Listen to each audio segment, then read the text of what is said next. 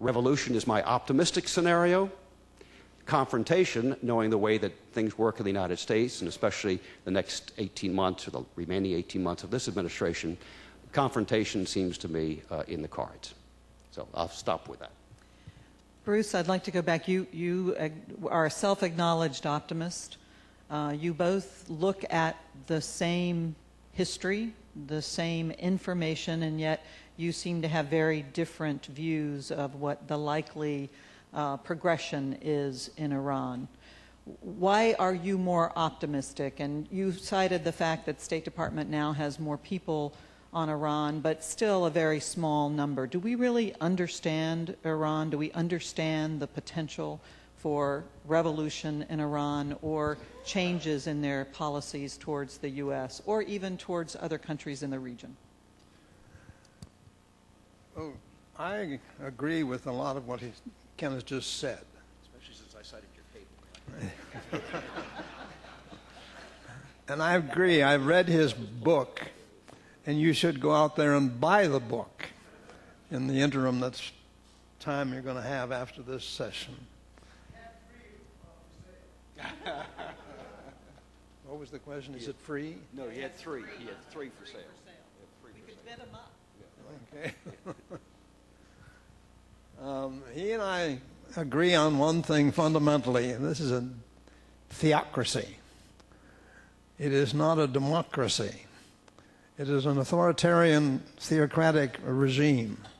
It has been from the outset in 1979. Damned difficult to deal with. We've never had to deal with it directly, in the sense. We've never had dialogue with it of any consequence. We've attempted it several times. In the aftermath of the events in Afghanistan in 2001, we were close to a dialogue. Well, we actually had some dialogue in Bonn with the Iranians, because Afghanistan is a neighbor, obviously, an immediate next-door neighbor to Iran. And what happens there is of considerable consequence to Iran. So we had some dialogue then. We had some again in 2003, when the Iranians appeared to be getting nervous about the strength of our military competence in the region and what we were doing with it.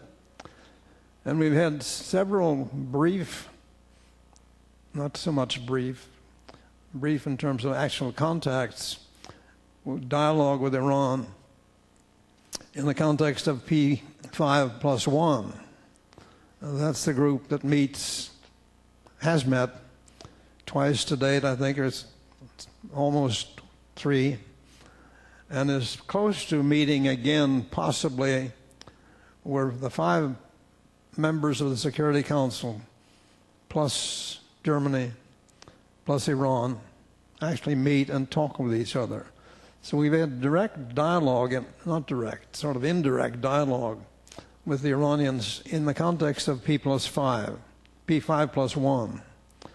And we'll probably have some more if there is a response by that community, the powers of the Security Council and Germany. If the recent letter from the senior Iranian negotiator on nuclear issues, that letter is responded to, and there is a meeting again sometime in the future. But that's one of the problems. We don't have, in my view, any dialogue of consequence with Iranians. We should have dialogue. We should be talking to them now in an ideal world. When I got on the Algerian aircraft that was about to take us off to freedom in 1981,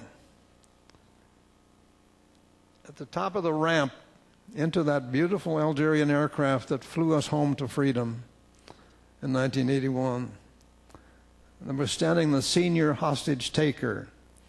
And amidst all the shoving and pushing and yelling and screaming that they were doing, inveighing against us as hapless 53 hostages, I said to this fellow, I look forward to the day when your country and mine can again have normal diplomatic relations.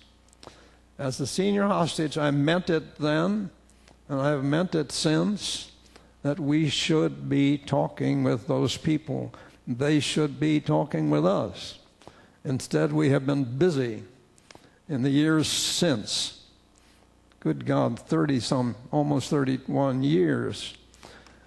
Busy building the obstacles to effective diplomatic discourse. With rhetoric that has been corrosive on both sides.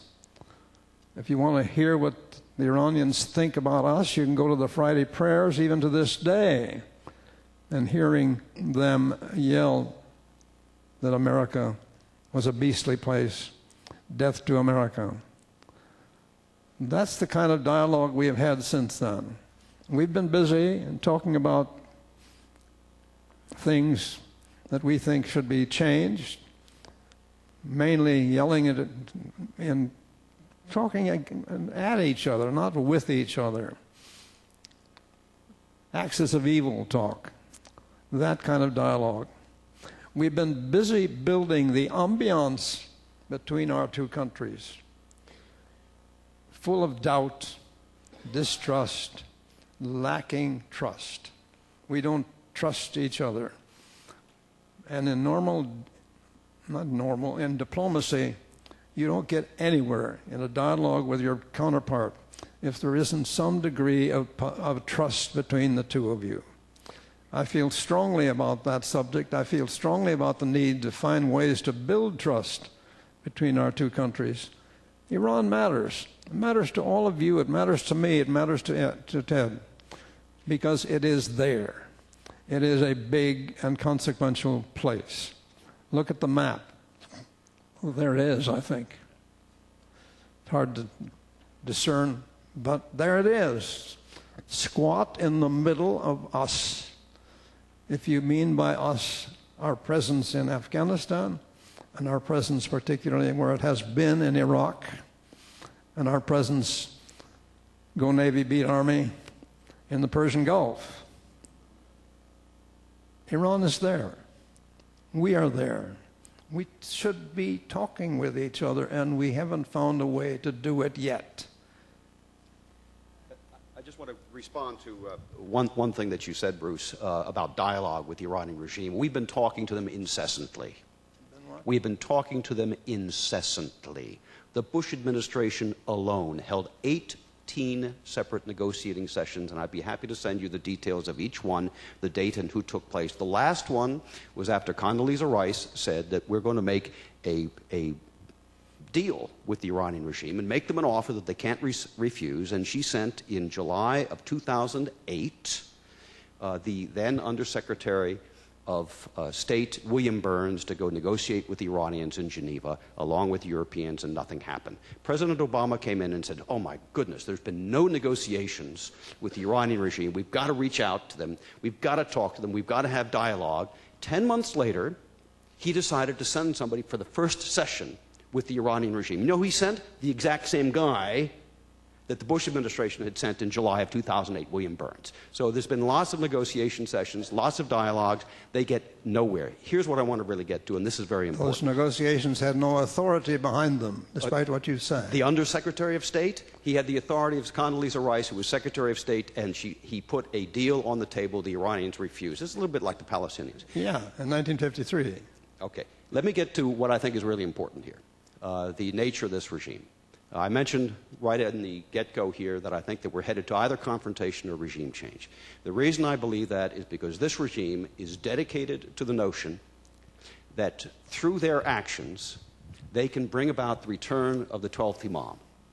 Now, this is foreign to us in the United States. We are not ideologically driven. We believe that people are like us. They respond to a cost, they make a cost-benefit analysis. You raise the cost of their actions, we impose sanctions on them, they change their behavior. That has not been what's happened with Iran. And the reason that it hasn't happened with this Iranian regime is because they are not driven by a cost-benefit analysis. They are driven by a radical Shiite ideology, especially a radical Shiite eschatology. This is end-of-the-world thinking. They believe that the 12th Imam, who, remember, went into his grand occultation at the age of 5 at the bottom of a well in the year AD 941, they believe that he is coming back and that they can bring him back by starting Armageddon, by starting a world war. This is what they actually believe. When Ahmadinejad took office, he held his first cabinet meeting in August of 2005. He gathered all the members of his cabinet together, and he says, we're going to sign a contract. And they said, okay. He said, we're going to sign a contract of what we're going to do in this government. And by the way, we're going to sign it with the 12th Imam. So they all wrote a pledge of loyalty and signed it. He passed it around this table, a pledge of loyalty to the 12th Imam. And we dedicate our service in the cabinet of the Islamic Republic of Iran to hastening the return of the 12th Imam. Then somebody raised their hand and he said, Your Excellency, where are we going to find the 12th Imam? I mean, he's our partner in this contract. He says, don't you worry, I'm going to send you to Jamkaran, where he's hiding in the bottom of the well, and you'll throw the paper down the well. Now, that is a true story. That is a true story. That is what we're dealing with here. We are dealing with a regime that seriously believes that a nuclear war that they unleash will bring about the good times, 1,000 years of Islamic justice in the world. There is no negotiating with a regime like that. The only thing that you can do is to, number one, prevent them from getting nuclear weapons if that's at all possible, and I don't believe that that's possible any longer, or number two, do your darndest to help the people of Iran to get rid of them, because God help us if we don't. And that's the second time I've said that, but you can see that that's where we are. Where is the Arab Spring seen in Tehran today? Why isn't it seen there? Why isn't it heard from? And the answer is direct from the supreme leader. That's one of the problems with Iran today. We've got a supreme leader, we've got a theocracy that controls every single thing of consequence in that country. It cannot last, in my view, because it's contrary to the precepts of Islam, and it's contrary to the traditions, the proud traditions of Iranian history, that one person should dominate to that total extent.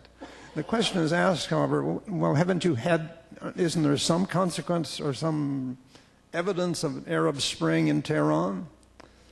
And there isn't, really.